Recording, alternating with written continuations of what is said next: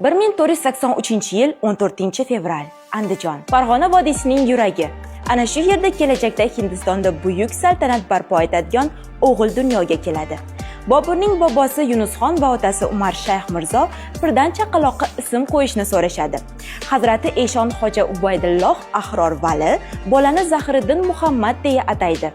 Ism og'ir, uzun, baland maqomga ega bo'lgani sababli yaqinlari uni aytishga qiynalib Bobur deb atay boshlashadi. Bobur so'zi farsiy tildan Babir, ya'ni arslon, yo'lbars degan ma'noni bildiradi. Ana shu taxallus uning butun hayotiga hamroh bo'ladi. Rasmiy hujjatlar va xutbalarda shoir hukmdor Zahiriddin Muhammad Bobur deb yozib qoldirilgan.